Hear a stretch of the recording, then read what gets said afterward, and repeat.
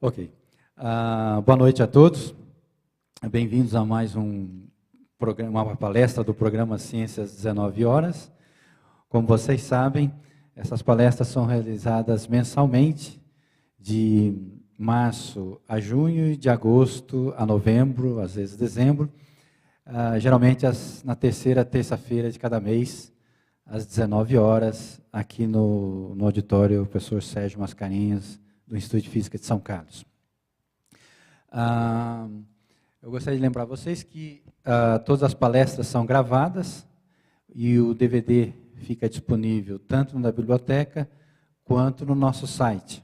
Lá vocês podem assistir a palestra online, como se fosse no YouTube, ou então baixar o DVD no formato de DVD mesmo, ou MP4, ou formato para smartphone.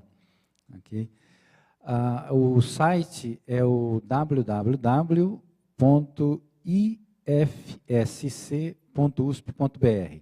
que é I de Instituto de Física de São Carlos, ifsc.usp.br/ciência9h. Okay? Então, www.ifsc.usp.br/ciência9h. Então, se você, na barra de menu, se você clicar em palestras, você tem todas as palestras que foram realizadas até o momento, mais ou menos umas 70, e com a gravação, a entrevista e tudo. Em muitas delas nós temos os slides também das palestras. E vocês podem também se cadastrar no site para receber informações sobre o programa, os anúncios das palestras e tudo mais. E também se comunicar com a gente sobre qualquer tema relacionado às palestras, algum contato com algum palestrante, algum tema, sugerir temas, por exemplo.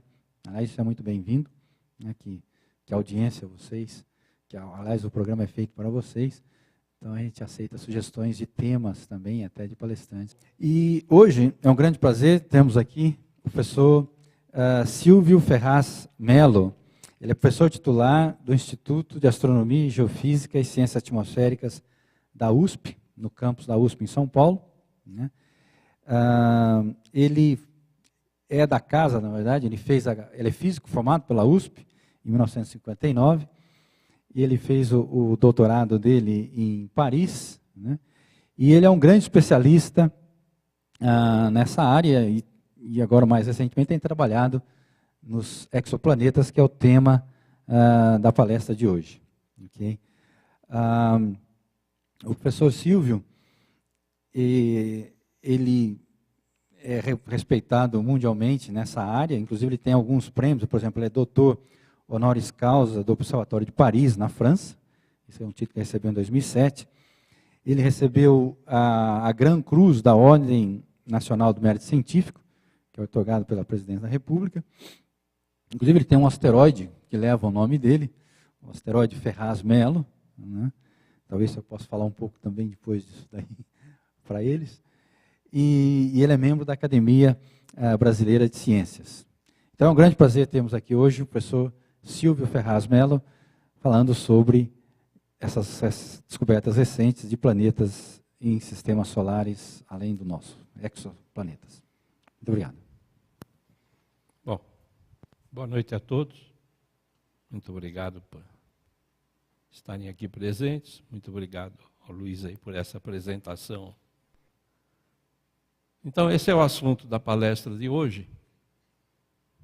Planetas extrasolares com alguma caracterização a respeito de planetas que são gigantes, de planetas que são menores, né, chamadas superterras. Primeiro, a coisa importante é como nós sabemos que esses planetas existem, né? Eu estou mostrando aqui a primeira imagem que se conseguiu fazer de um planeta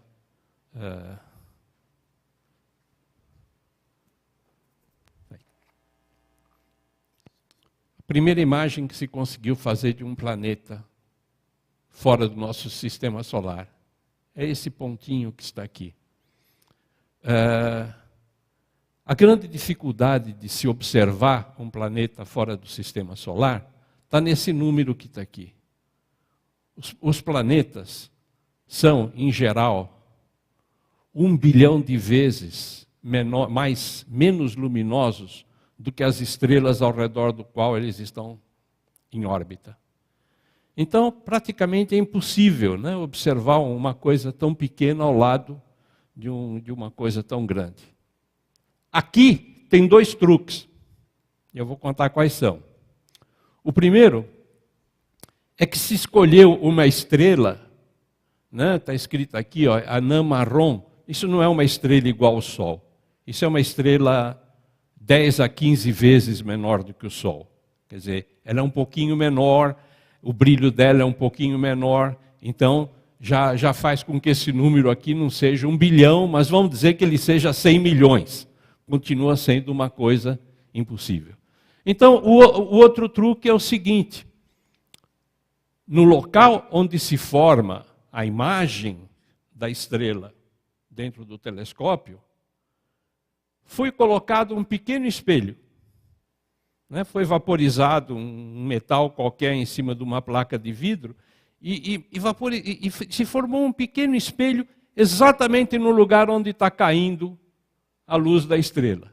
Então, o que acontece que você está vendo aqui, nós estamos vendo aqui, não é a estrela.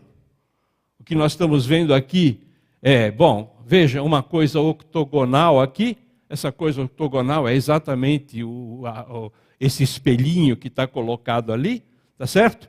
E a luz que baba, né? Porque o espelho, a luz não é uma coisa que está vindo assim com uma linha reta caindo, chegando no lugar, né? Ela tem sempre um pequeno movimento.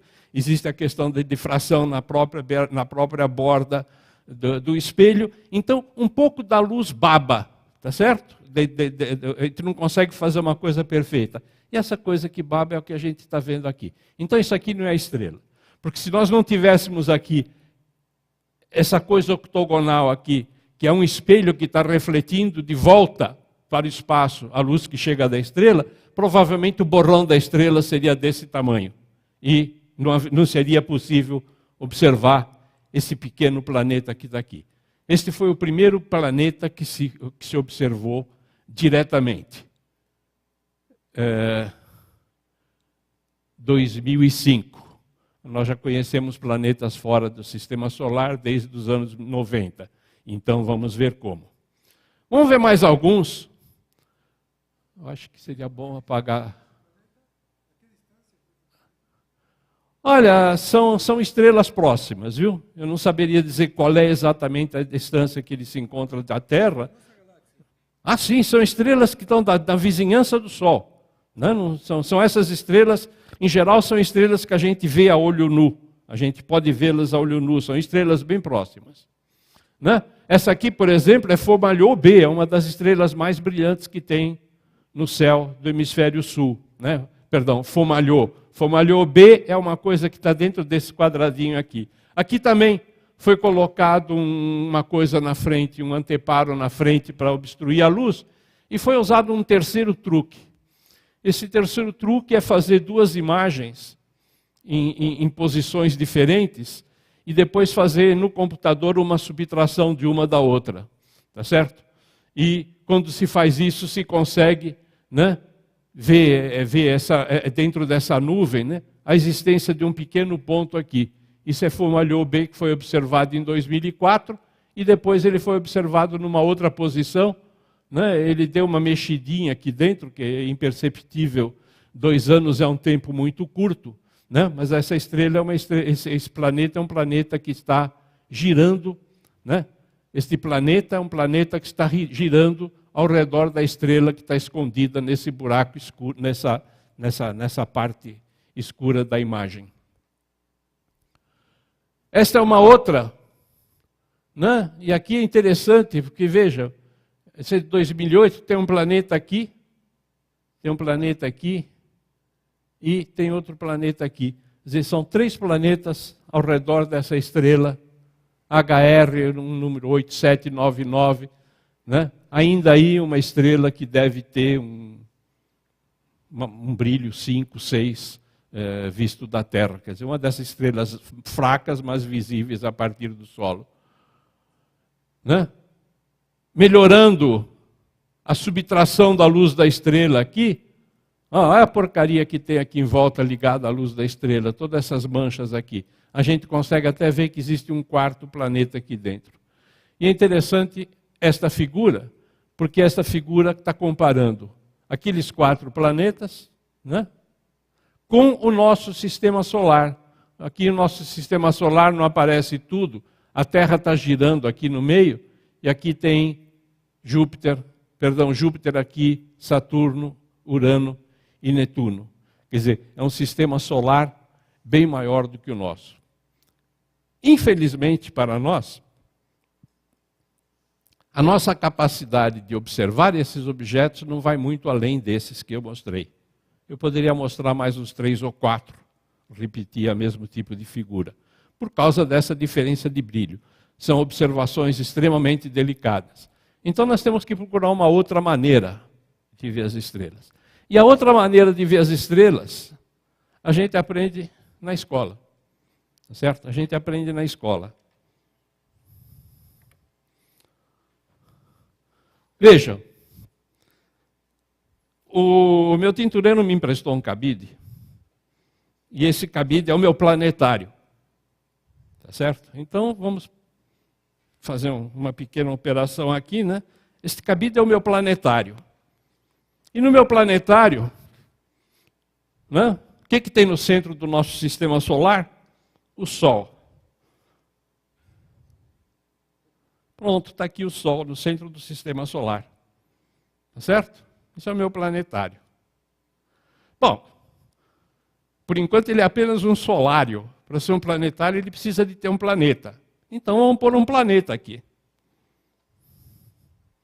Vamos pôr um planeta aqui, vamos ver se eu sou habilidoso o suficiente para fazer isso, sem derrubar tudo. Obrigado. Vamos pôr um planeta aqui.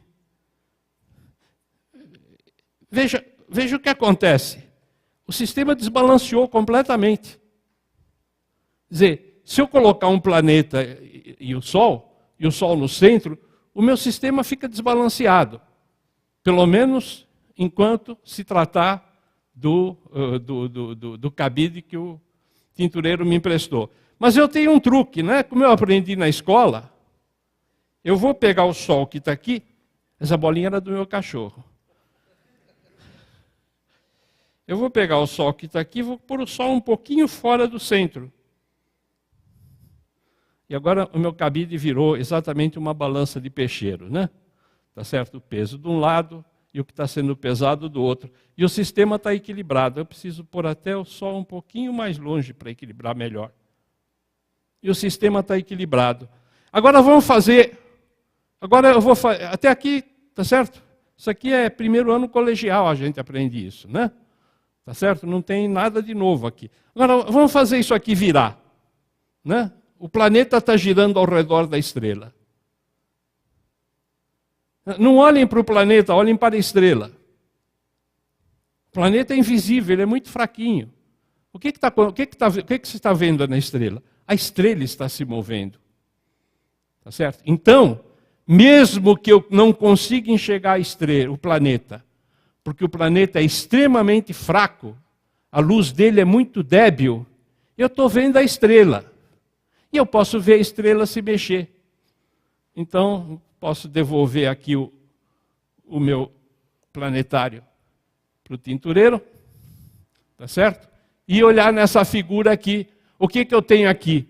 Eu tenho o centro, eu tenho o planeta se movendo ao redor da estrela, e a estrela sempre numa posição oposta ao planeta em relação ao centro. Se o planeta está aqui, a estrela está aqui. Quando o planeta for parar aqui desse lado, a estrela vai vir parar aqui, tá certo? Então, a estrela vai se mexer. A estrela vai ter um certo movimento. E esse movimento eu posso tentar ver da Terra. Isso se tentou várias vezes, desde os anos 50, com grandes telescópios, né?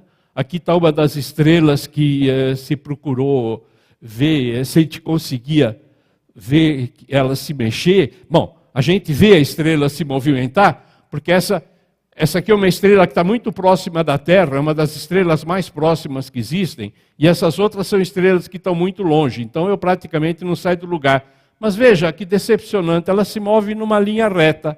Essa estrela está se movendo no céu, né? Seguindo uma linha reta.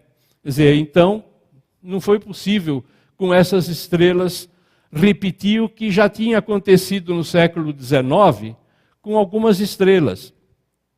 No século XIX, né, Bessel estava estudando a estrela, estava observando as posições de uma estrela, né, comparando as observações feitas pelos astrônomos anteriores a ele, quando ele notou que a estrela Sirius, ela não se movia no céu de uma linha reta, como a gente espera que um objeto que está se movendo muito longe de nós e que não está sendo atraído por nenhum outro se move. Ela não tem o movimento retilíneo uniforme que a gente espera que tenha. A estrela Sirius se movia desse jeito, ela é uma espécie, ela tem uma sinuosidade. Ela tem uma sinuosidade. E o Bessel, que era muito astuto, muito arguto, um bom físico e um bom matemático, disse o seguinte: não, essa estrela não pode estar se movendo dessa maneira. O que nós estamos vendo é uma estrela que está se deslocando em linha reta, mas, ao mesmo tempo, está se movendo ao redor de um centro comum de um sistema de duas estrelas, né? E aí ele calculou onde é que devia estar essas outras duas estrelas. A segunda estrela é essa linha mais débil que aparece aqui. E o centro do sistema, esse ponto aqui, aí ele calculou esse centro do sistema, esse sim, andando em linha reta, direitinho. Então o Bessel descobriu que a estrela Sirius, que é a estrela mais brilhante do céu, né? Agora nós estamos em agosto, setembro, se vocês olharem para o céu, para o Largo do Nascente, lá para as 3 horas da manhã, vão ver as Três Marias e vão ver Sirius. Sirius é a estrela mais brilhante que nós vemos no céu, que essa estrela não era uma estrela isolada, que essa estrela possuía uma companheira invisível, né?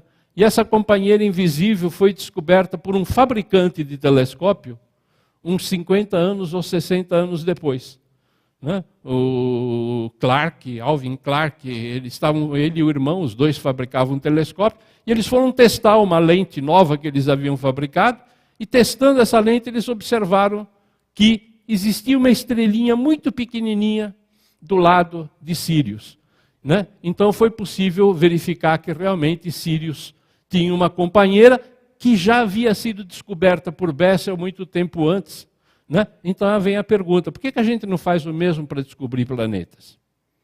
Bom, a diferença é que aqui são duas estrelas, então o movimento fica perceptível. Aqui, no caso de uma estrela, mesmo que ela tenha um planeta, essa variação vai ser muito pequena.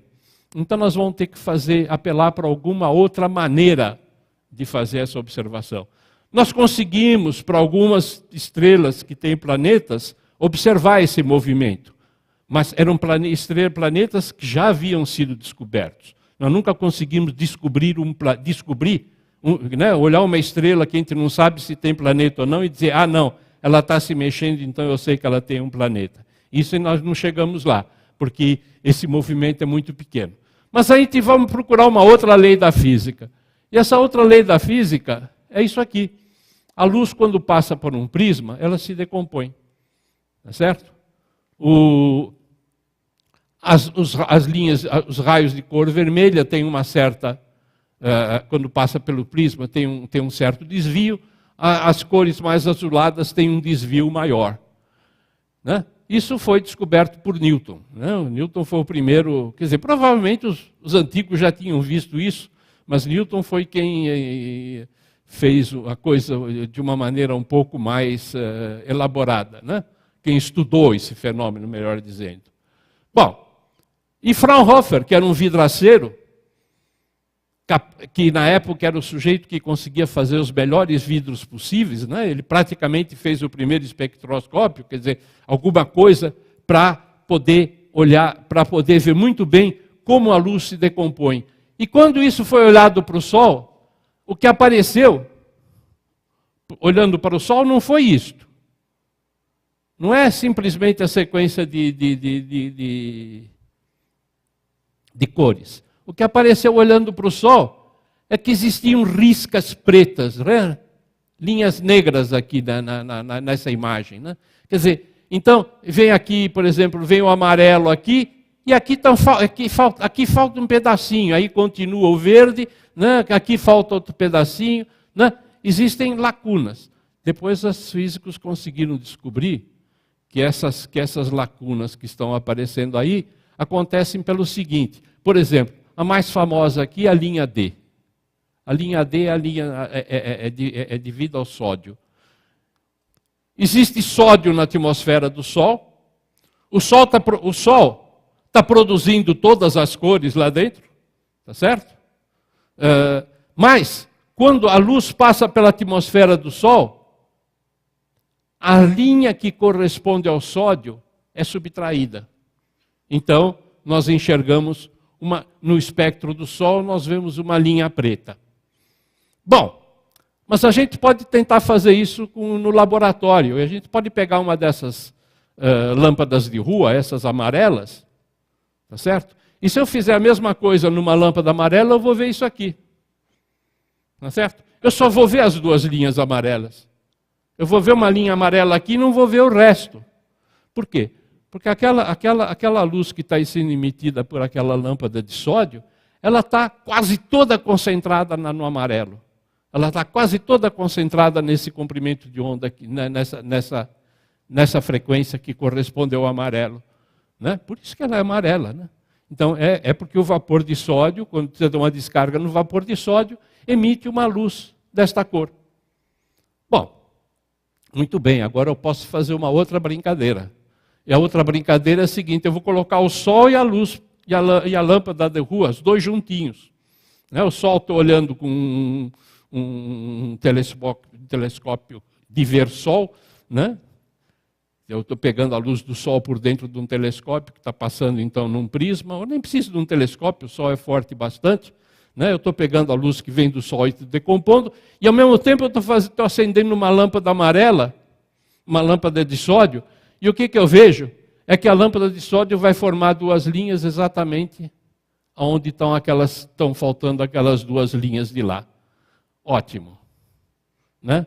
Quer dizer, com isso a gente confirma que aquelas duas linhas que estão faltando lá correspondem exatamente a duas linhas que estão sendo absorvidas pelo mesmo elemento que está gerando essas duas linhas na lâmpada de sódio, na lâmpada da rua, quer dizer, pelo sódio.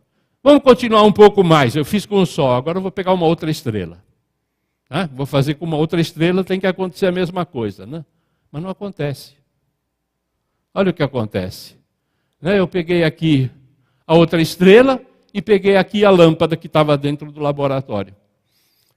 E não está mais coincidindo. Tá certo? Não está mais coincidindo. Esse não está mais coincidindo significa o quê? Que a luz que está vindo da estrela está se deslocando nesta direção. Tá? A luz da estrela toda está se deslocando na direção do vermelho. Bom, e aí, efeito Doppler, mais uma coisa que a gente aprende na física, a gente sabe que isso está acontecendo porque a estrela está se afastando de nós. Tá certo? A estrela está se afastando de nós. É como o trem, está chegando na estação, a gente escuta o apito mais agudo, ele está se afastando, a gente escuta o apito mais grave. É exatamente o mesmo fenômeno, só que em vez de ser uma onda sonora, é uma onda luminosa que nós estamos observando. Bom, então nós temos uma maneira de medir a velocidade das estrelas. Ótimo, vamos utilizar isso no nosso sistema. Então vamos supor que ele está parado, para ficar mais fácil. Então, o planeta está girando ao redor da estrela.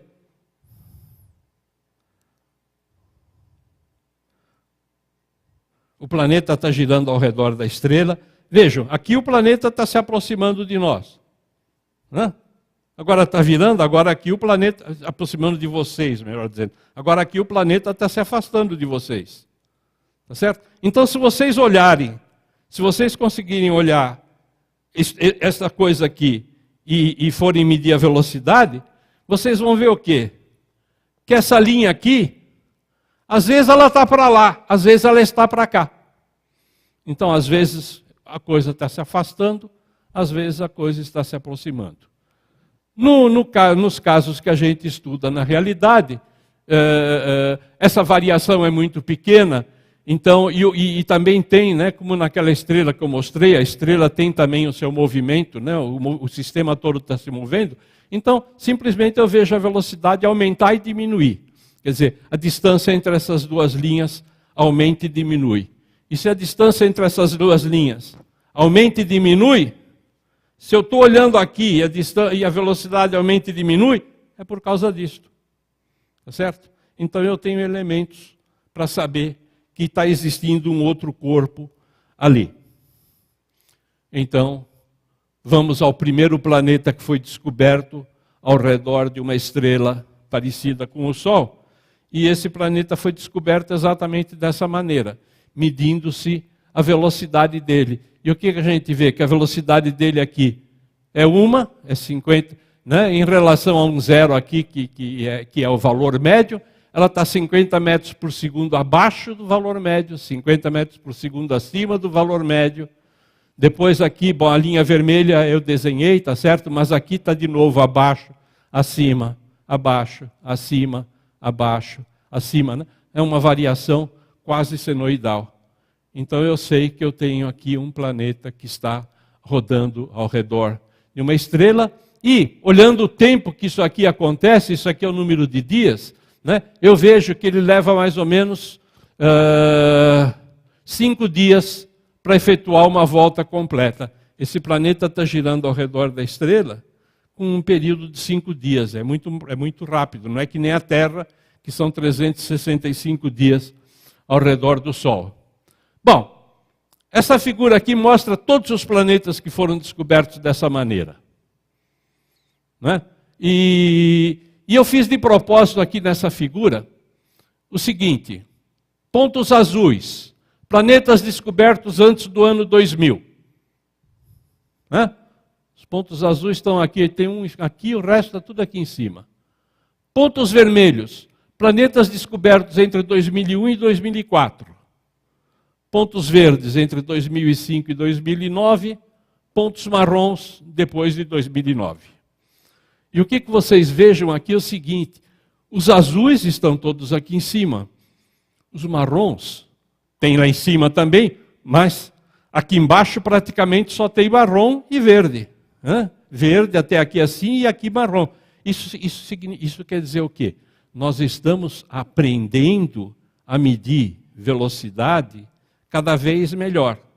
Essas linhas que estão aqui dão a velocidade que corresponde a cada uma dessas estrelas. Essa linha é a linha de 30 metros por segundo, 10 metros por segundo, 3 metros por segundo, 1 metro por segundo.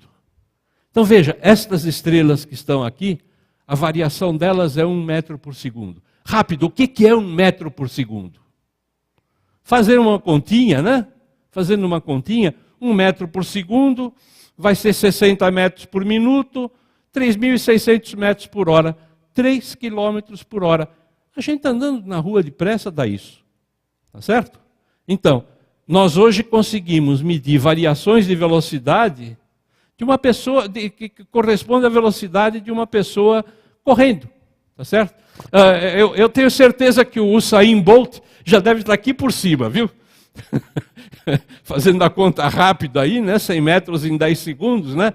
Tá certo? Ele está por aqui, ó, o Usain Bolt. Quer dizer, nós estamos medindo velocidades de pessoas, velocidades idênticas a velocidades de uma pessoa caminhando. Estamos medindo não valores absolutos, estamos medindo variações, mas variações é o que nos interessa.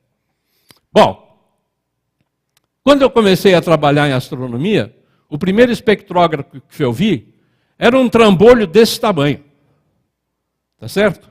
Era um trambolho desse tamanho, com um prisma, a luz vinha do telescópio, batia no prisma, e aqui tinha um lugar onde a gente colocava placa fotográfica, né, para poder tirar o espectro.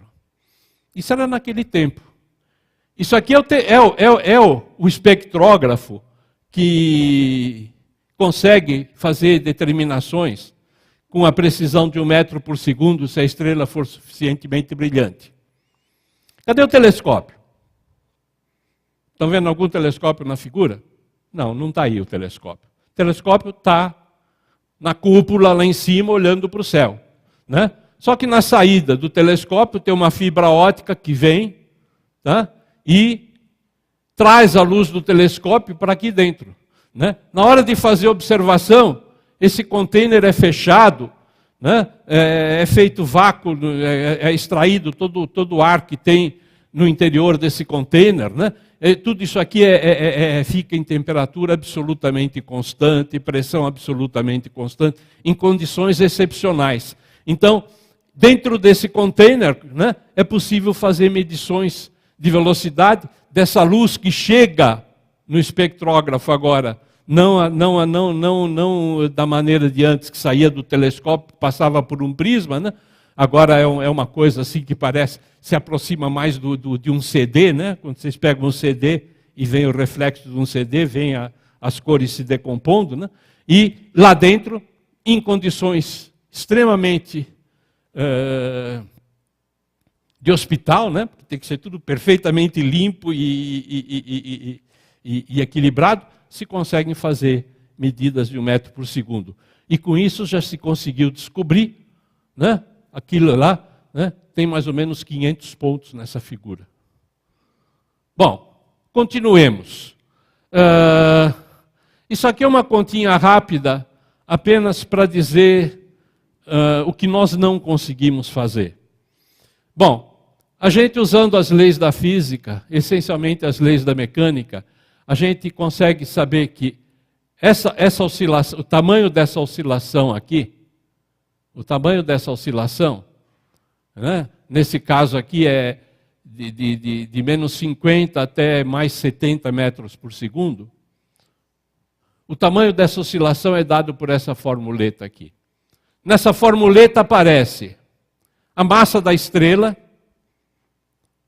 A massa da estrela pelo seguinte: quanto mais perto tiver, quanto maior for a estrela, mais depressa esse sistema vai girar. Tá certo?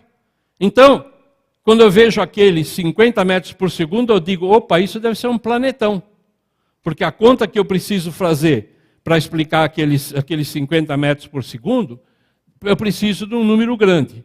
Bom, depois aqui, NA são números ligados ao tempo que leva o corpo para dar uma volta, né, que é da ordem de 5 dias nesse caso, e aparece aqui uma coisa muito chata para nós. É o seno da inclinação. Porque quando eu estou fazendo a medida da velocidade, né, quando eu estou fazendo o efeito Doppler, vamos pensar o seguinte: se você estiver na linha do trem, não em cima, porque senão o trem vai pegar, tá certo? Se você estiver do lado da linha do trem, você vai escutar aquele que vem, né? Tá certo? Mas se você estiver lá longe e o trem estiver passando lá embaixo, você nunca vai perceber essa variação. Porque o que interessa, nesse caso, vai ser como varia a sua distância até o trem. E como o trem está passando longe, né, a distância quase não muda. Ela diminui um pouquinho, ela aumenta um pouquinho. Tá certo? Da mesma maneira aqui, o que eu meço, quer dizer, suponha que a estrela está se movendo assim, e eu estou medindo lá. Eu não estou vendo toda a velocidade da estrela. Eu estou vendo só a projeção dessa velocidade na direção que eu estou medindo. Né? Quem já aprendeu um pouco de vetores vai colocar que essa velocidade que está aqui, ela tem um vetor nessa direção e um vetor perpendicular, e a soma dos dois é que vai dar a velocidade total. Eu não estou medindo a velocidade total. Eu só estou medindo quanto essa estrela está se aproximando de mim. Se essa estrela estiver andando assim, eu não vou ver nada. Porque ela não está se aproximando de mim. Tá? Ela está mantendo uma distância constante até nós. Eu preciso que ela esteja se mexendo assim para observar o movimento dela. Senão eu não consigo fazer essa medida. Então, tem esse problema aqui, que nós nunca conseguimos determinar exatamente a massa do planeta, mas sim a massa do planeta multiplicado por, de fato, para esta figura que eu tenho aqui, eu teria que trocar aquele seno por um cosseno. É que os astrônomos têm mania de usar o complementar dele, então por isso que tem um seno lá em vez de um cosseno. E vejam, no caso, se alguém estiver lá fora observando Sol Júpiter, 13 metros por segundo. Se alguém estiver lá fora e quiser observar a Terra, vai ser difícil. 9 centímetros por segundo. Quer dizer, a Terra é muito pequena e está muito longe do Sol. Então, o movimento que a Terra provoca no Sol é muito fraco. Né? Eu precisaria medir centímetros por segundo. E eu estou medindo, na melhor das hipóteses, metros por segundo. Né? Uma outra coisa nessa figura aqui para mostrar a vocês, eu esqueci de citar na hora. Vejam, eu estou trabalhando com estrelas aqui, cuja massa vai entre mais ou menos 1/10 até 10 vezes a massa do Sol. Né? São estrelas que estão... Perdão, eu estou trabalhando com... Porque aqui está um produto de duas coisas. Esse aqui é o mais importante. Entre 1/10 da distância da Terra ao Sol até mais ou menos 10 vezes a distância da Terra ao Sol. Tá? E estou vendo planetas cuja massa vai de 1/100º a 10 vezes a massa de Júpiter. Mas, será que é isso mesmo? Vamos continuar. Bom, então eu mostrei aquele caso, o planeta 51 Pégaso, né, que tem uma variação bem senoidal, bem bonitinha, né? O planeta está girando num círculo ao redor da estrela. Né? Mas às vezes eu tenho uma coisa assim, olha, sobe, desce e vem até aqui, da outra vez ele desce e vem só até aqui, sobe, desce e vem até aqui, sobe, vem... Quer dizer, tem variações que não são tão regulares. Quando as variações não são tão regulares, eu não sei explicar. Por que está acontecendo isso? Se eu tiver com um planeta girando ao redor de uma estrela, isso não pode ser assim, tem que ser que nem um outro. A minha conclusão é que aqui tem dois, não é um só. Então, se eu tenho dois, um deles às vezes está fazendo a estrela se aproximar, o outro está fazendo a estrela se afastar, e os dois vão se combinar e vão dar uma variação desse tipo. Nesse caso, são duas estrelas muito parecidas uma com a outra, dois planetas, perdão, muito parecidas um com o outro, e com aproximadamente 2 vezes a massa de Júpiter cada um. Mas tem aquele problema da inclinação que eu não sei resolver. Então isso é interessante, eu vou mostrar um exemplo aqui. Veja, esse exemplo aqui, né, quando ele foi descoberto, as massas que foram atribuídas a esses planetas, né, são os planetas da estrela Y Andrômeda, é uma estrela brilhante do hemisfério norte. Né?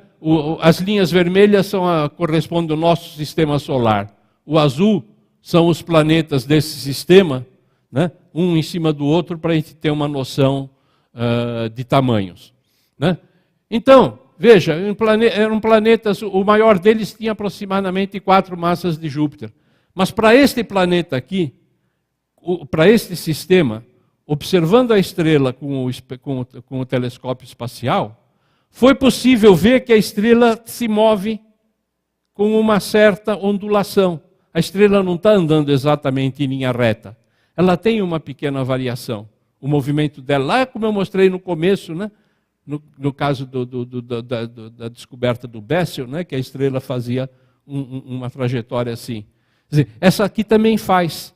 Então, eu agora tenho 2 observações. Eu tenho a observação de velocidade e eu tenho a observação de distância. A observação de distância,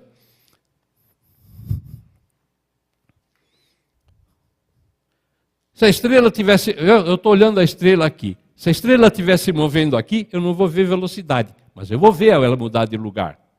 Da mesma maneira que se ela estivesse movendo assim, eu não vou ver ela mudar de lugar, mas vou conseguir medir a velocidade. Então, para uma estrela que está se movendo assim, eu vou conseguir ver velocidade e vou conseguir vê-la se mudar de lugar. E com isso eu vou poder dizer, agora eu sei calcular qual é aquele ângulo. E, surpresa, aquele planeta que parecia ter 4 massas de Júpiter, tem 10 massas de Júpiter. Ele é muito maior. Esse sistema, a gente está vendo ele se mover com um ângulo bastante inclinado. Então a gente está vendo só uma fração pequena da velocidade dele. né? Aquela outra que parecia ser metade de Júpiter, esse aqui que parecia ser igual a 2 vezes Júpiter, é um que está apagado aqui, tem 14 vezes Júpiter. Então, com isso, a gente consegue ter ideia melhor. Em alguns casos, a gente consegue ter o valor exato da massa da estrela. Bom, continuemos.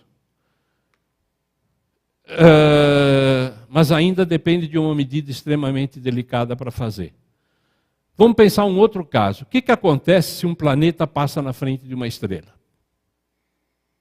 Bom, olhemos a figura. Eu tenho aqui uma estrela e eu tenho aqui um planeta. Né? A proporção de tamanhos aí não está muito exagerada, não. Então, o que vocês veem é o seguinte, né? A estrela está obstruindo uma parte da luz do planeta. Então, se eu me encontrar na Terra, observando esse sistema, medindo a quantidade de luz que chega dessa estrela, eu vou ver uma coisa assim, né? Ela tem variações, essas variações são porque a medida é difícil de fazer, a medida está sempre no limiar da capacidade da gente de fazer essas medidas, né? Ela tem uma certa variação, de repente ela se apaga, não que ela se apaga, mas ela perde luz. E aí depois ela volta à luminosidade anterior.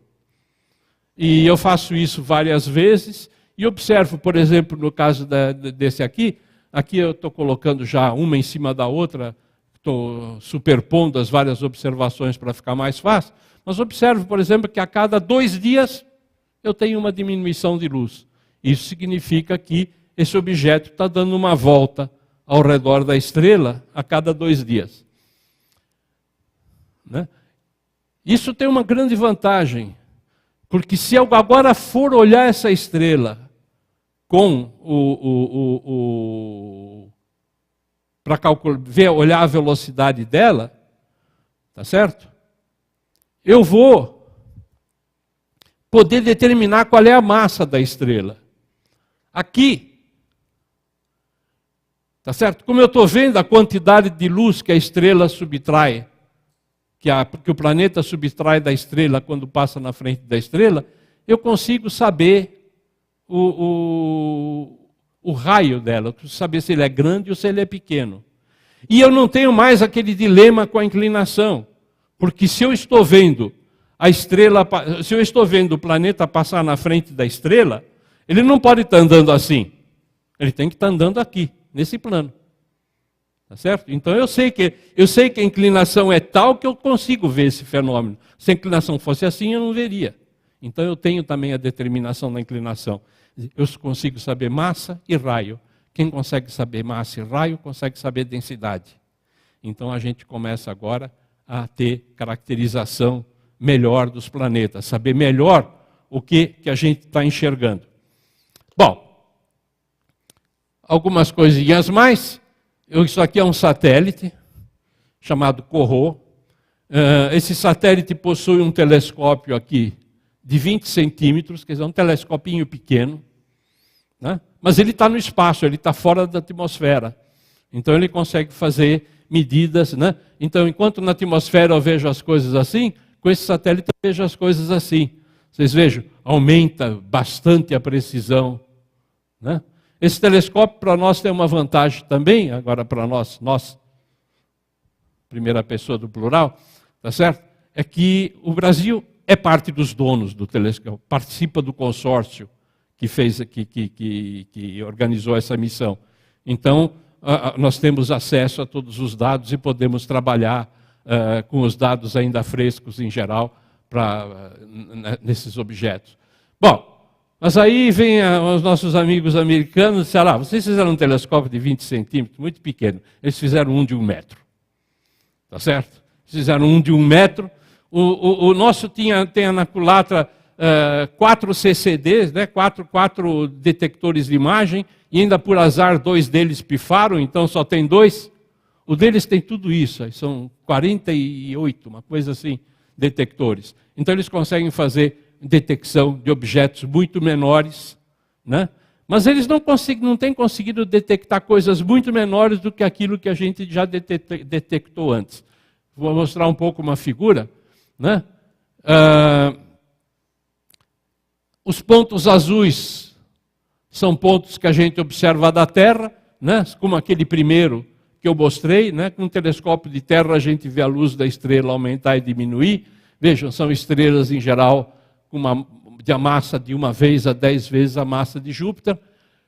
Com o Corot, a maior parte dos que a gente observou tem massas também grandes, mas o Corot foi o primeiro a observar um planeta pequeno, este aqui. Tá certo? Este é um planeta bastante pequeno, né?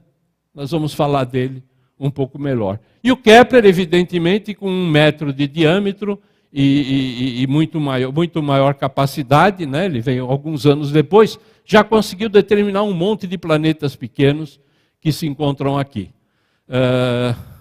Existem ainda algumas dificuldades técnicas, né? Ele observou muito mais, mas muita coisa ainda não se encontra confirmada, porque sempre há necessidade de que se tenha também medidas de velocidade radial, que nem eu mostrei antes, ou outras medidas complementares antes de confirmar. Bom, então, como eu falei, quem tem massa e tem raio, tem densidade. Quem tem densidade pode começar a entender com o que está lidando. Então, observe. Veja, aqui estão mostradas 3 curvas. Esta curva do meio é a densidade da Terra. Tá? 4,2 vezes a densidade de Júpiter. A densidade da Terra é 5,5 gramas por centímetro cúbico, aproximadamente.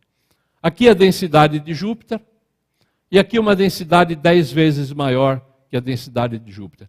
Então vejam, a maior parte dos objetos que a gente tem descoberto são objetos que têm uma densidade entre algumas vezes e uma fração de vezes a densidade de Júpiter, né? Então, se Júpiter é um planeta gasoso, tudo que a gente está enxergando aqui deve ser planetas gasosos também.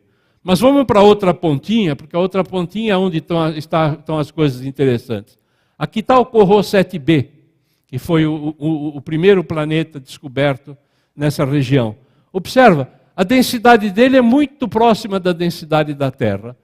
Ele está em cima da linha aqui, mas isso é um problema mais visual, né? O centro do ponto está um pouquinho fora, ele é um pouquinho mais denso que a Terra. Ele tem uma densidade de, talvez, 8 gramas por centímetro cúbico, ou 9 gramas por centímetro cúbico. Bom, isso significa que isso aqui é um planeta, não pode ser um planeta gasoso. Tá certo? A gente conhece o tamanho dele, conhece a massa dele, né? E determina uma densidade desse tipo. A mesma coisa é válida para esses outros, para alguns desses outros que estão aqui. Eu vou separar esses aqui, ó. Esses 2 aqui, esse azulzinho aqui, todos eles são iguais. Mas esses aqui, veja, esses aqui são planetas um pouco maiores que a Terra. Eles são planetas pequenos. Mas olha a densidade deles. É parecida com a densidade de Júpiter. Quer dizer, então a gente separa aqui, né, grandes terras e pequenos Netunos. São os nomes que são utilizados na conversa a respeito deles. Quer dizer, grandes terras, porque são maiores do que a Terra, tá certo? A Terra seria alguma coisa por aqui assim, tá certo? Eles são maiores do que a Terra, mas têm densidade parecida com a densidade da Terra. Esses outros também são maiores do que a Terra, 3, 4 vezes o tamanho da Terra, como Netuno, mas tem uma densidade que corresponde a um planeta gasoso. Então, a maior parte dos planetas que a gente tem descoberto são planetas gasosos, mas tem uns pouquinhos aqui que são as superterras. Bom, isso aqui é como a superterra foi descoberta, Corot 7b, tá certo? Foi a primeira superterra descoberta. Então, eu queria botar alguns números para pensar. Veja, quando a gente fez esse negócio aqui da Terra, aqui é 1, aqui é 0,98.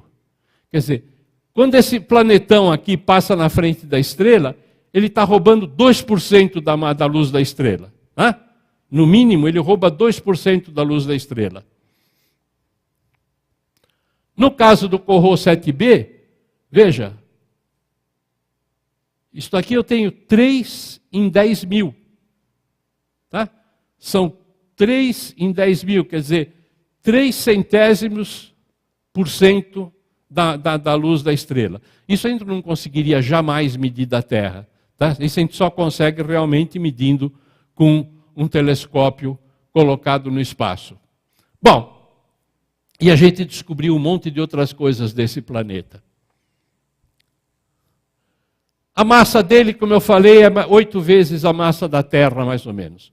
O período dele é 0,85 de dia, 17 horas, uma coisa assim, 17, 18 horas. Ele dá uma volta ao redor da estrela num tempo bastante curto.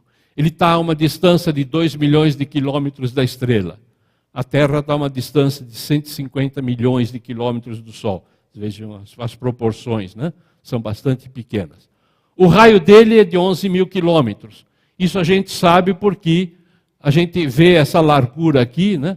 E sabe que se ele fosse maior, isso aqui seria esse buraco seria mais largo, né? Se fosse menor, o buraco seria mais estreito, né? Então, pela quantidade de luz que ele rouba da estrela, a gente pode saber qual é o raio dele. E a gente, na USP, tem mania de trabalhar com maré, então a gente estuda um pouco a maré dessa estrela e a gente descobre duas coisas. Bom, primeiro, que esse planeta é um planeta bastante alongado, né? A maré alta dele tem 65 quilômetros, né? E, por outro lado, se ele aumenta de 65 quilômetros nessa direção, ele encolhe nessa direção de aproximadamente 20 quilômetros. E mais ainda, como ele está muito perto da estrela, a maré sincroniza o movimento do planeta. Então, esse planeta deve se encontrar em relação à estrela ao redor da qual ele está em movimento, exatamente como a Lua ao redor da Terra. Ele mostra sempre a mesma cara para a estrela. Agora pensa, encostadinho na estrela como ele está, 2 milhões de quilômetros, mostrando sempre a mesma cara para a estrela, dá para fazer o desenho desse planeta, né? A gente pediu para um artista fazer e ele fez isso. Quer dizer, de um lado, aquele lado que está olhando para a estrela é super quente, isso é mais de 10 mil graus, tá certo? Porque isso está recebendo o fluxo da estrela o tempo todo, né? Quer dizer, provavelmente tudo isso aqui, essa região toda aqui, a rocha da superfície está derretida, né? Está que nem lava, tá? E do outro lado, olha, do outro lado congelou tudo, deve estar tudo congelado, porque desse lado não recebe praticamente calor nenhum. O único calor que esse lado recebe talvez porque isso aqui deve ter uma atmosfera tênue, e essa atmosfera deve levar um pouquinho de calor do lado quente para o lado frio, mas é muito pouco, não o suficiente para evitar que a parte de trás da estrela, né? Pensa, né? Lua e a Terra, se a Lua se fosse a mesma situação, a Lua tem aquele lado que a gente vê, que é sempre o mesmo, né? É o lado que corresponde nesse planeta ao lado que está derretido. E a Lua tem o lado de trás, que a gente nunca vê, só vê quando vai lá de foguete para olhar do outro lado, que desse caso aqui, desse planeta, corresponde a algo que está tudo congelado. Bom, a gente pode fazer um pouquinho mais. Utilizando as leis da física, a gente pode modelizar um pouco os planetas como eles são, né? Então, faz um programa de computador, coloca as várias leis da física dentro, e o que a gente vê é que, se eu considerar um planeta que é exclusivamente de hidrogênio, né? O planeta deve ter um tamanho, está aqui o raio dele comparado com o raio da Terra, e uma massa, está aqui, uma massa vezes massa da Terra, né? Vamos fazer uma brincadeira aqui. Vamos pegar um planeta que tem 10 vezes o raio da Terra, né? Esse número 10 que está aqui, e ele tem 100 vezes a massa da Terra. Se esse né? Provavelmente esse planeta, que são os outros que a gente andou descobrindo, provavelmente esse planeta é constituído de hidrogênio, porque esse ponto aqui eu só consigo simular nos modelos de física que a gente faz, dizendo que o planeta é feito de hidrogênio.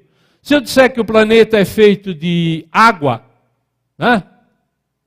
Então eu vou obter essa outra linha aqui. Quer dizer, um planeta feito de água, tem que, né, se ele tiver 10 vezes a massa da Terra, eu devo esperar que ele tenha duas vezes e meio o raio da Terra. Né? E quando eu coloco aqui aquela observação, né, os números do planeta Corot, a gente cai aqui nessa região, onde a linha verde de baixo é ferro, né? Essa linha aqui é uma mistura de ferro e silicatos. Perovskita é um nome geral que se dá a compostos desse tipo, que tem um metal sílica O3. Tá? São silicatos, alguns tipos de silicato, perdão, são alguns tipos de compostos que têm fórmula estrutural parecida com essa, que tem esse nome. Né? Então, eu sei, como eu calculei a massa, como eu consegui determinar a massa, como eu consegui determinar o raio, eu sei que esse planeta deve ser constituído de ferro e rochas. As perovskitas são fórmulas desse tipo, um AbO3. Bom, eu posso ainda estudar o interior, a estrutura interna desse planeta. Eu estou mais ou menos aqui entre 5 e 8 e 10 vezes a massa da Terra, e a gente vê o quê? Que a densidade dele no centro, né? A densidade dele total, como eu falei, é da ordem de 8, 9 gramas por centímetro cúbico. Né? No centro, essa densidade vai estar entre 20 e 40, entre 25 e 30 gramas por centímetro cúbico. Né? Isso utilizando, então, modelos que são feitos de 70% de ferro e 30% de silicatos. Meio parecidos com a Terra. Na Terra, a proporção de ferro é menor do que a desse modelo que está aqui. Né? Bom, então vejam, graças ao Corot, e agora também graças ao Kepler, né, que é o grande que permite determinar uma amostra muito maior de planetas, né, a gente pode determinar trânsitos. Só o trânsito informa o raio, mas não informa a massa. Eu tenho que fazer a medida de velocidade radial, quer dizer, eu preciso de um espectrógrafo parecido com aquele que eu mostrei, né, que funciona dentro de um container. Agora existem mais uns 2 funcionando no hemisfério norte. Esse outro está no Observatório Europeu Austral, funciona no Chile. Né? Então a gente pode medir a velocidade e, tendo velocidade e trânsito, eu posso saber massa e rádio, eu posso caracterizar praticamente o meu planeta. Aqui eu tenho então o Corot 7b, né, que foi a primeira superterra descoberta comparado com a nossa Terra, e assim termina a nossa palestra.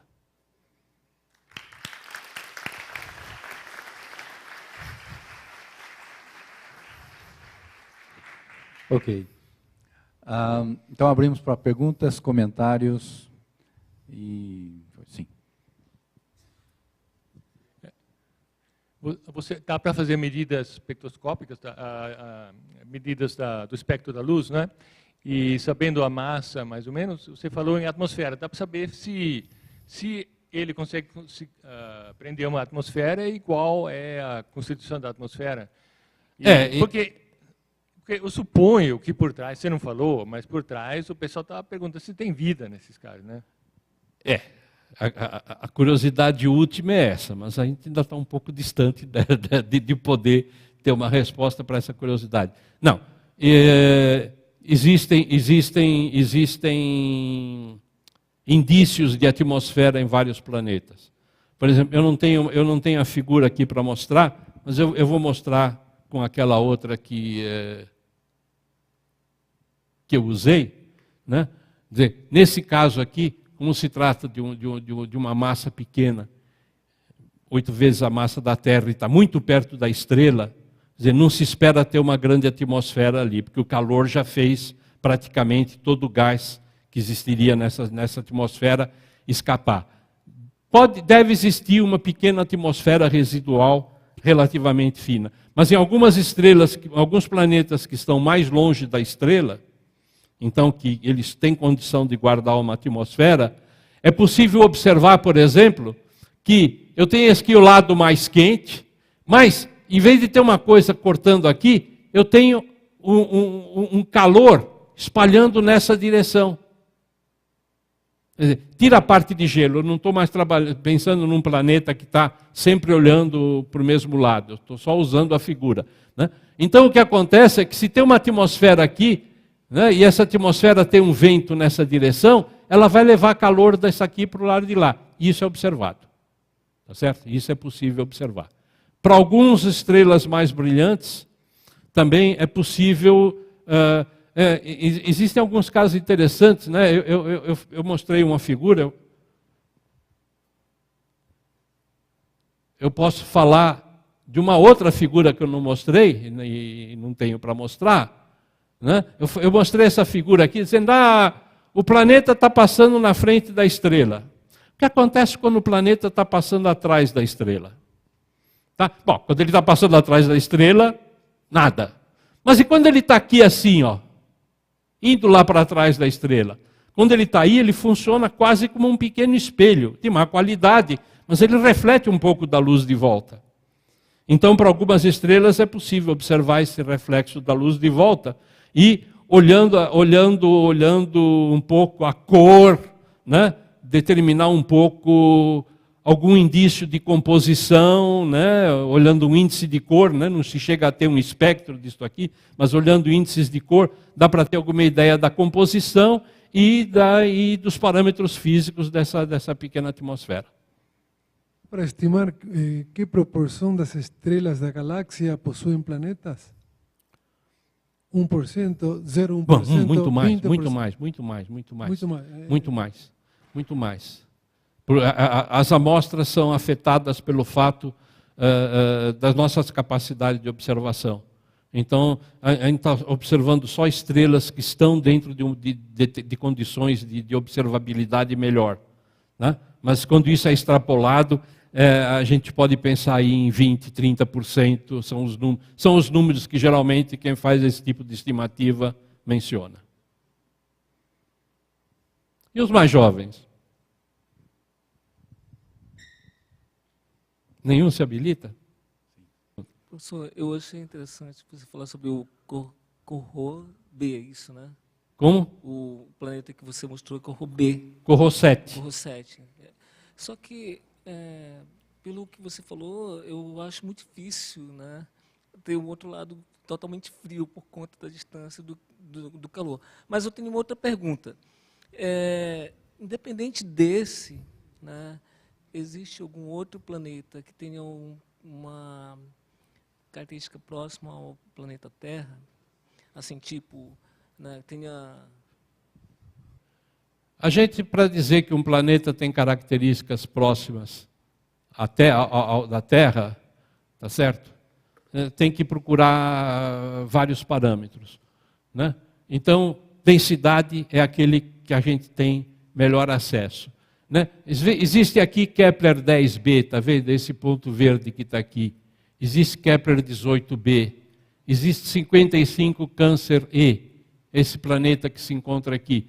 Quer dizer, esses planetas aqui têm várias evidências de que devem ser do mesmo tipo que esse. Então é possível que, mesmo que não seja uma vida parecida com a do planeta Terra, se tenha outras formas de vidas em algum desses outros planetas. Lembra... Eu vou mostrar de novo uma figura, que eu acho que as figuras são as coisas que dão a melhor noção para a gente. Né? Veja, eu acho que a outra é melhor do que essa.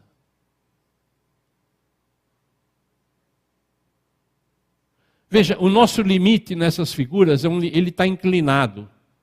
Né? Quer dizer, a gente observa melhor o quê? A gente observa melhor planetas que estão mais perto da estrela central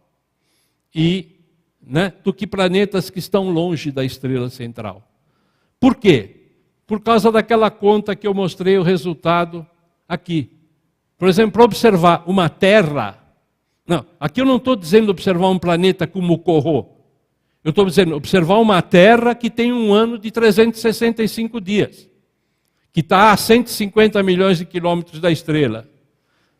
Eu precisaria medir 9 centímetros por segundo. Eu estou muito longe disso. Tá certo? Nós estamos na ordem de 1 metro por segundo, né? E diante de algumas barreiras que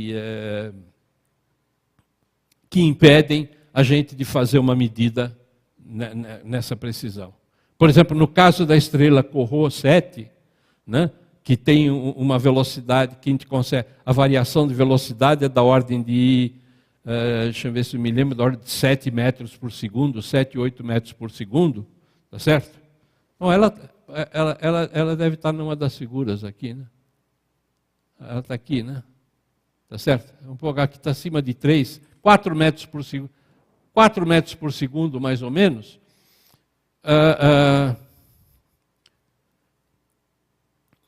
Ela tem esse período muito pequeno, mas se ela tivesse um período igual ao da Terra, ela ia cair aqui. Aqui eu não tenho como medir. Então eu só posso ver esses objetos muito pequenos quando eles estão muito próximos da estrela central. Nós ainda estamos relativamente distantes de poder descobrir um planeta parecido com a Terra e dentro de uma região que a gente possa chamar de habitável. Quer dizer, onde a água não está nem toda congelada, nem toda vaporizada. O senhor comentou que é possível fazer observação da luz, de deslocamento de um planeta, ou de uma estrela no caso, observando a luz que você consegue enxergar aqui da Terra, certo? Se essa distância se o deslocamento dele for muito, muito rápido, e eu estiver passando por um objeto muito grande, um corpo de massa muito grande, essa luz não pode ser distorcida e, de repente, prejudicar essa visibilidade da distância com que ele se desloca? Prejudicar a medição?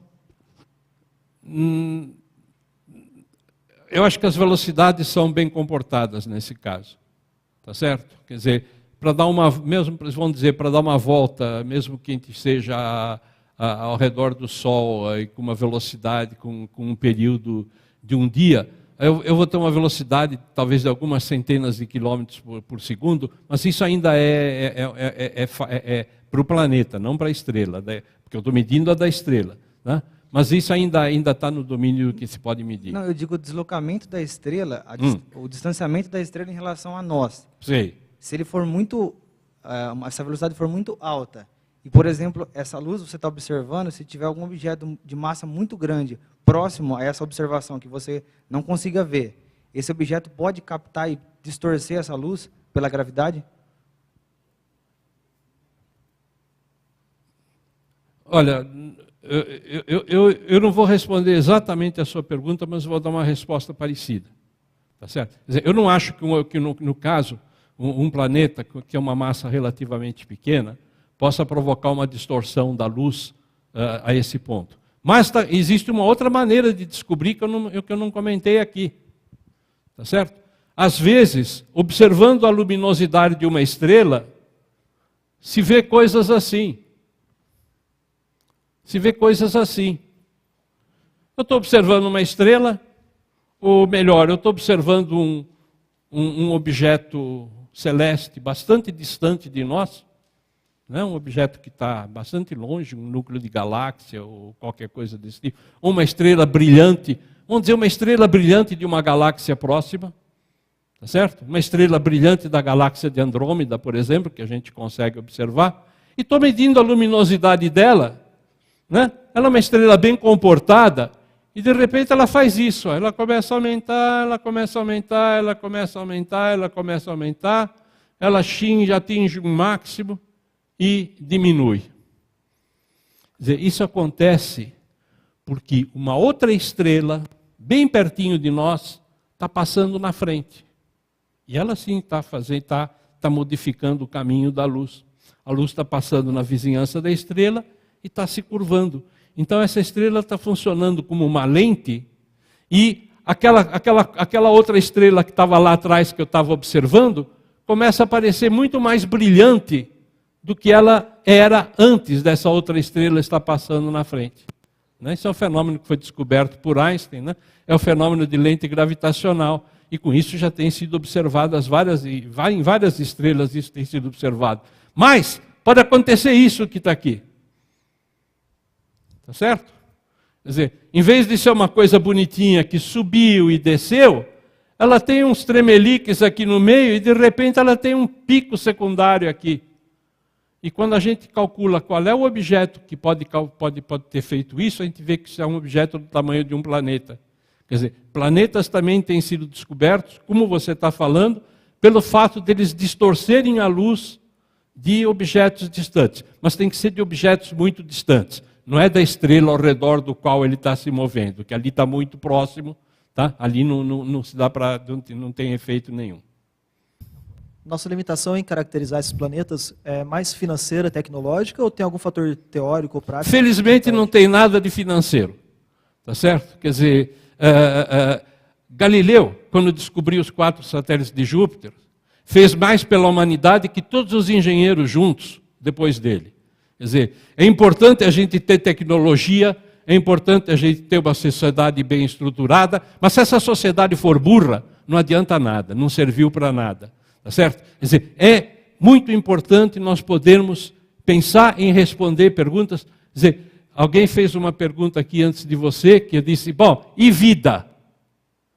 O dia que nós descobrirmos o menor indício de vida possível fora da Terra, seja porque a Curiosity acha um bichinho lá no chão de Marte, tá certo?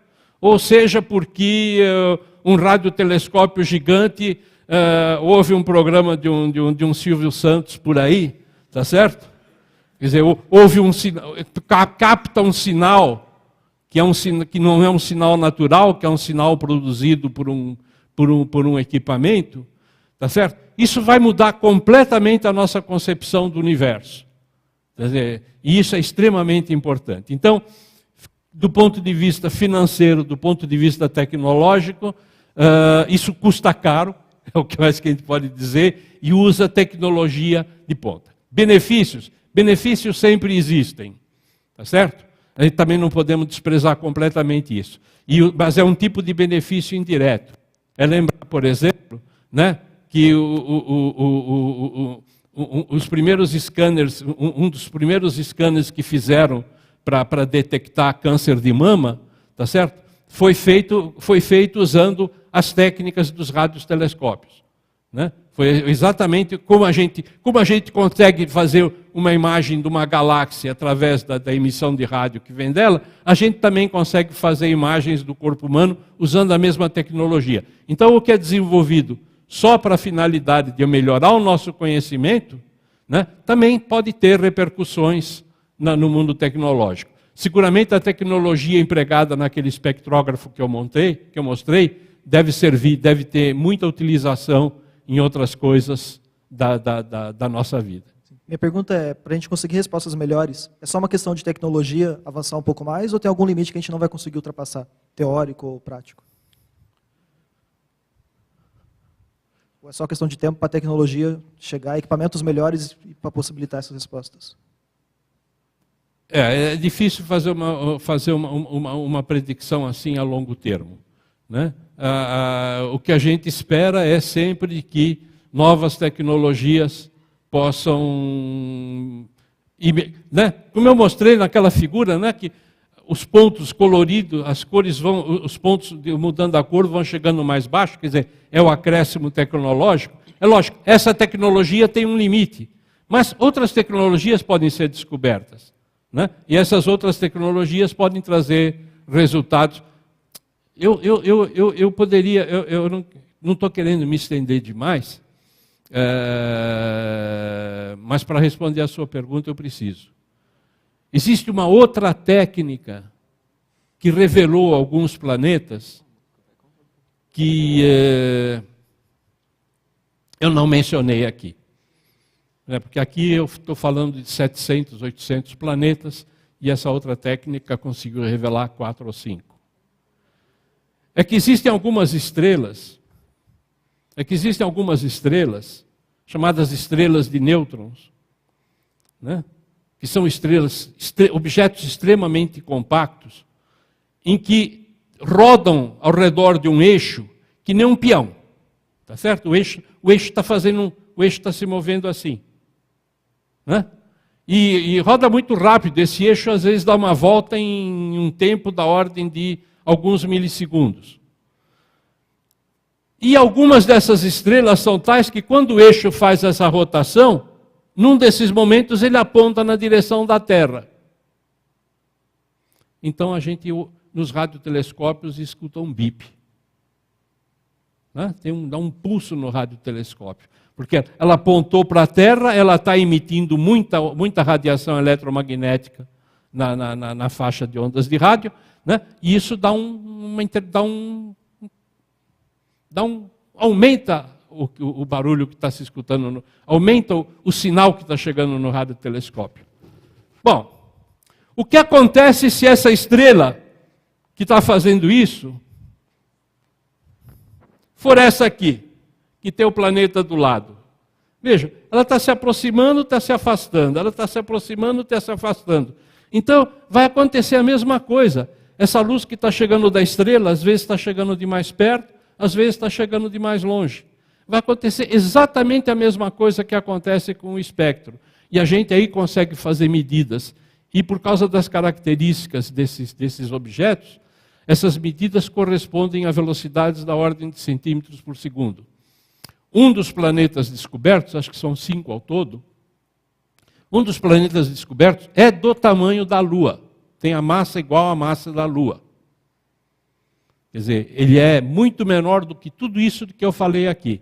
Só que aí não é um planeta ao redor de uma estrela como o Sol, é um planeta ao redor de uma estrela que, bom, eu não vou usar a palavra anormal, ela não é anormal, mas enfim, já é uma estrela que já viveu a sua vida e que está lá praticamente morta, tá certo? Toda a matéria se condensou num espaço muito pequeno, uma estrela superdensa, né? E a gente nem sabe explicar como é que essa estrela pode ter um planeta. Isso é uma discussão, é um debate que ainda está vivo. Mas então, isso para dizer que existem sempre alguma outra tecnologia pode dar alguma informação que nós não temos com aquelas que nós estamos utilizando. Pelo menos a gente tem esperança de conseguir observar planetas cada vez mais parecidos, pelo menos, com a nossa Terra. Ok? É uma pergunta parecida com o que você respondeu agora. O tipo de estrela influencia se ela pode ter planeta ou não? Ou talvez pela questão tecnológica, se a gente consegue detectar, como você tinha dito, da luminosidade dela? Não, é lógico. Não, aí tem um problema, né? Nós não temos nenhuma esperança de detectar planetas em estrelas que estão muito afastadas de nós. Pelo menos não temos nenhuma esperança de conseguir fazer isso nesse século ou no próximo século, né? Nós temos esperança de detectar planetas bastante parecidos com a Terra, né? Já estamos começando, né? 8 vezes a massa da Terra e um raio que é 1 vez e pouco o raio da Terra, né? Mas ainda muito próximo da estrela. Longe da estrela não conseguimos nenhum. Nós temos esperança, mas sempre com estrelas que estão muito próximas de nós. Não para estrelas que estão muito afastadas de nós. Mas assim, a natureza da estrela, ela ser uma gigante de tal tipo, uma pequena, influencia se um planeta pode se formar ou está ali ou não? Olha, isso é algo que a gente ainda está descobrindo. Tá certo? Ciência também tem preconceitos, né? Tá certo? E essa é uma ciência cara, né? Então, quando se vai fazer um experimento desse tipo, né? Por exemplo, de lançar esses telescópios do espaço, a gente procura aquelas estrelas que a gente acha que têm melhores características para detectar planetas, porque isso vai aumentar a eficiência do projeto. Tá? Então a gente diz, aquela lá, eu acho que aquela lá não deve ter nada, então a gente nem olha para ela. É aí que às vezes a gente comete os grandes enganos, tá certo? E uma dessas que a gente não olhou revela a coisa. Jamais alguém iria procurar planetas num pulsar, numa estrela de nêutrons. E acharam. Por acaso, mas acharam. Então, planetas gigantes, alguns têm planetas também, né? Mas a busca está sendo feita em planetas, em estrelas que são parecidas com o nosso Sol, não muito diferentes, pelo menos, do nosso Sol. E outra pergunta, você mostrou um dos slides finais ali, uma estrutura de como seria um planeta que detectaram. Como se estuda a estrutura interna de um exoplaneta? A estrutura de um corpo, em geral, por exemplo, vamos falar de uma estrela, porque uma estrela é mais simples sobre certos aspectos. Numa estrela você sabe que ela está produzindo calor no meio, né? Esse calor está fluindo pela estrela, então você pode montar uma equação, você pode usar uma das equações da física para saber, você está vendo a estrela brilhar, então você sabe quanto calor está sendo produzido lá no meio, né? Você pode usar um pouco de coisas que a gente aprende na faculdade, né? Principalmente em equilíbrio hidrostático, por exemplo. Bom, a força que está agindo, o peso da parte da superfície, digamos, da parte da matéria que está perto da beirada, tem que compensar exatamente a pressão que vem de dentro, porque senão ele não estaria ali, ele afundaria ou iria para lá. Enfim, são 4 ou 5 equações de equilíbrio que permitem que a gente pode colocar para modelizar o corpo. E aí depois estuda as soluções dessas equações, né, e vê como é que o corpo pode ser. São modelos, tá certo? Porque em matéria de estrutura interna de planetas, nós não conhecemos quase que a estrutura de nenhum, nem deste.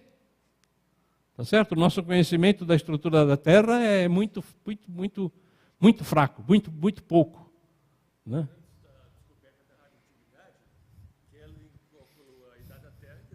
Deu tudo errado. O grau geotérmico. Nesse processo de investigação, já foi mencionado aqui tudo, mas o que surpreendeu? Chegou a modificar algum conceito de física até agora? De física? Não. Porque eu acredito que, por exemplo, nessas investigações, não é só para saber. Pode ser que o principal objetivo seja para saber se tem vida em outro lugar, coisa e tal. Mas eu acho que há outros objetivos, inclusive essas mudanças de conceito, novas descobertas. Este é um domínio em que a nossa relação com a física é uma relação de usuário.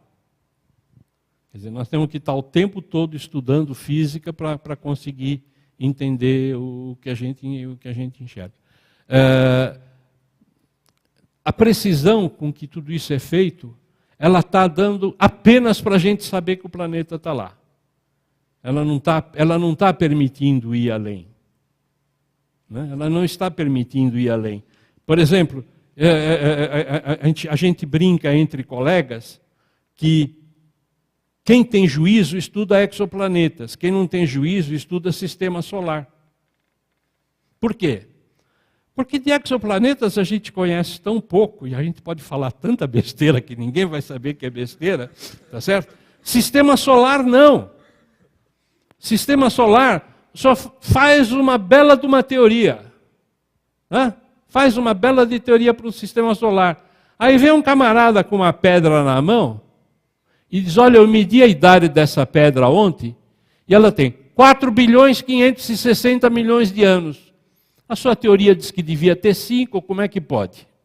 Quer dizer, então, sistema solar, que a gente pode pegar sondas, como agora a Curiosity, como a Cassini, que está rodando em Marte, que está estudando Titã, tá certo? Como as sondas que estudaram Júpiter. Quer dizer, a gente pode mandar uma sonda lá e medir no lugar, determinadas coisas. Não existe muita, como é que se diz? Não existe muito espaço para elucubração pura e simples, né? Quando a gente trabalha com o sistema solar. Já com exoplanetas, as medidas ainda mal dão para a gente saber que os planetas existem, ou melhor, dão apenas para o gasto, a gente não consegue ir muito longe. Então, dá uma contribuição para a física, não sei se um dia será dado, mas ainda é muito cedo. Eu acho que a gente está mais para dar alguma contribuição um dia para a biologia do que para a física, porque vendo como esses planetas evoluem, nós podemos conhecer melhor como o nosso planeta evolui e quais foram os processos passados que ocorreram no nosso planeta. Naquele gráfico que separava os planetas de acordo com a densidade, tinha alguns, acho que 2, que estavam acima da linha de 10 vezes a densidade da Terra. Muito bem, curioso. nota 10 para você. Nota 10 para você. Você veja, eles são tão importantes que eu tenho uma outra figura que eu não mostrei, que ela estava aqui, que eu sabia que você ia fazer a pergunta, tá certo? Em que eles aparecem com uma bolinha em volta, tá vendo? Esses planetas, esses objetos, têm massa muito grande, massas acima de 20 massas de Júpiter. Eles não são mais planetas. Eles são estrelas chamadas estrelas anãs marrons. Por que eles não são planetas?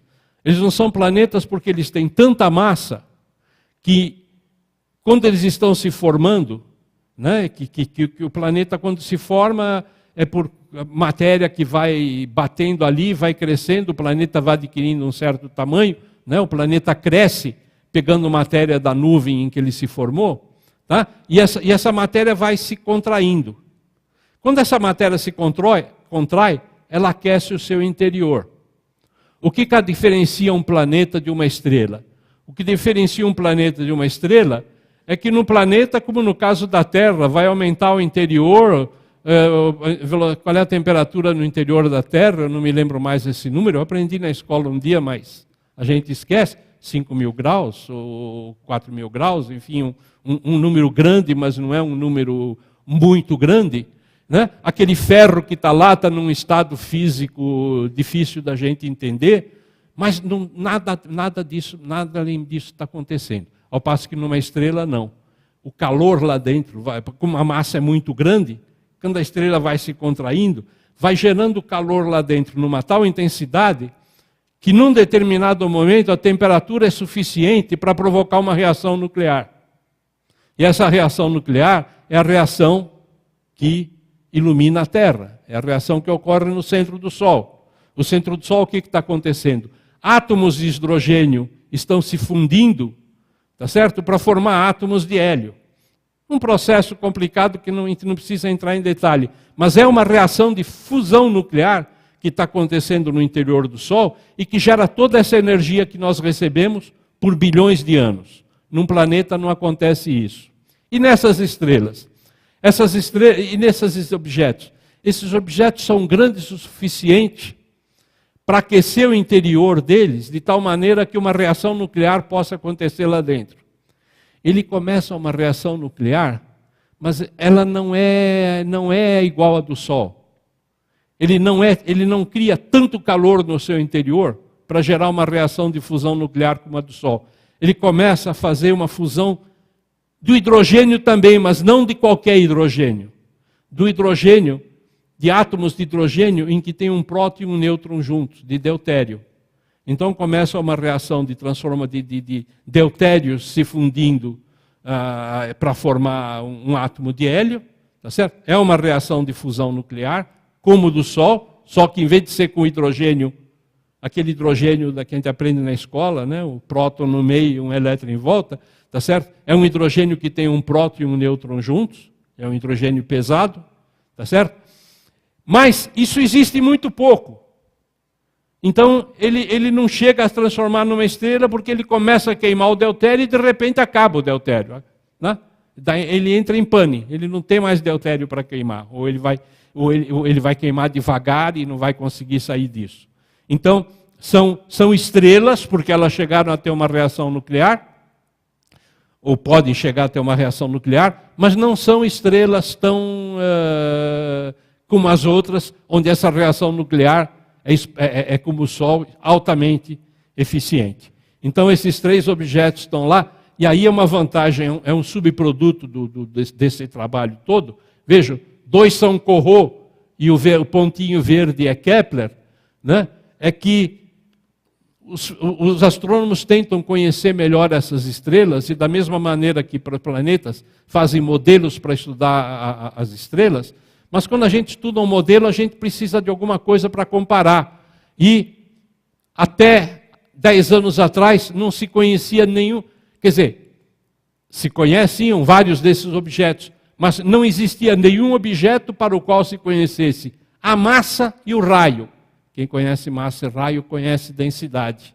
Tá certo? Então, você viu uma estrela, você vê o brilho dela, mas você não sabe qual é a massa dela, você não sabe qual é o raio dela. Você tem que fazer um modelo para isso. E como essas três que estão aqui estão do lado de uma estrela, elas estão orbitando uma estrela, elas puderam ser observadas em trânsito e em velocidade radial. Para elas foi possível, então, determinar a massa e rádio e começar a povoar essa região dos modelos onde a gente não tinha conhecimento nenhum. Já que o pessoal começou a levantar esse problema financeiro, talvez seja a última pergunta, um pouco diferente. Tem uma controvérsia na comunidade sobre aqueles grandes projetos que o Brasil participa, de observatórios e tudo mais, e propondo que se paga uma porcentagem do PIB e coisa assim, então ficaria uma coisa muito caro e a gente aproveitaria muito pouco. Você tem alguma coisa a dizer sobre essa problemática? Não, eu acho que isso se trata da entrada do Brasil no ESO. Tá certo? A própria presidente Dilma, quando foi consultada no fim do ano passado, e que disseram para ela a quantia, ela disse: isso é ninharia. Tá certo? Por quê? A Copa do Mundo vai custar muito mais. A Olimpíada vai custar muito mais. O mensalão custou muito mais. Tá certo? Então, por que na hora de fazer ciência, os físicos, infelizmente foram os físicos que lideraram a sabotagem? Vem e diz: não, isso é muito caro, vocês não podem fazer. Né? Isso é um problema. Segundo ponto, a questão da porcentagem do PIB. A questão da porcentagem do PIB é uma coisa que realmente pega, porque a gente espera que esse país cresça, tá certo? Isso significa que cresce a contribuição também. Mas eu não faço mais política, eu faço apenas ciência, mas eu ainda escuto, tá certo? Foi feito um arreglo com a diretoria do ESO e foi definida uma taxa que o Brasil pagaria, espero que pague, né, nos próximos 10 ou 15 anos, que é muito inferior à porcentagem do PIB que pagam os outros participantes do consórcio. Senão seria totalmente inviável, e aí seria totalmente... Se a gente fosse pagar a mesma porcentagem de PIB que paga a França, por exemplo, seria totalmente inviável. Mas não é. Foi feito um acordo com um valor bem menor. Ok. Algum outro comentário, pergunta sobre isso? Se não, então vamos...